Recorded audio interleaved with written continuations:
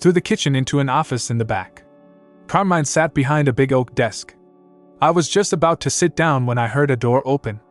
I turned my head as a vision of beauty came through the side door. She was gorgeous. I could tell she was a bit young, maybe just 21. She had an hourglass figure with a nice 30-60 chest, and her hostess outfit hugged every curve. She had an exotic look that I took to be Latina and not Italian. "No, hun," she said. "Don't sit on the chair, sit on the couch. It will be better for your arm. Can I get you guys a drink or something to eat?" she said as she fixed the pillows next to me so I could keep my arm elevated. I kept waiting for the look of pity, but it never came. "These guys are good, Becky. Could you leave us alone for a while?" Carmine said as he motioned to the door. She swayed as she walked away. I stared at her peach and was wondering to myself how many times Carmine had bent that fine peach over the couch I was now sitting on. Good thing it was leather. When she was out the door, Carmine started. "That Rebecca, is a good kid. She had kind of a rough upbringing. Drunken mom, abusive dad. I have taken her under my wing. She works here to keep her away from going home. She asked me not to get involved or make her family disappear. But I will make damn sure that girl graduates college and can make something for herself so she can pull herself up out of that situation." I immediately respected Carmine. I knew he wasn't loving her. He could have used that situation to his advantage. Instead, he used everything in his power to put her on a good path. "So, I hear you got women troubles," Carmine said as I shot my brother a dirty look. "Don't blame him. He didn't tell me. Let me explain something to you about your brother. Without going into detail, he works for me and we make a lot of money together. He is a very loyal employee and I appreciate that from him. He don't laugh at my jokes when I am not funny. He doesn't agree with me when I say the Royals will win the World Series, and he tells me what he thinks whether it agrees with what I think or not. Always in a respectful way. For that he is my friend.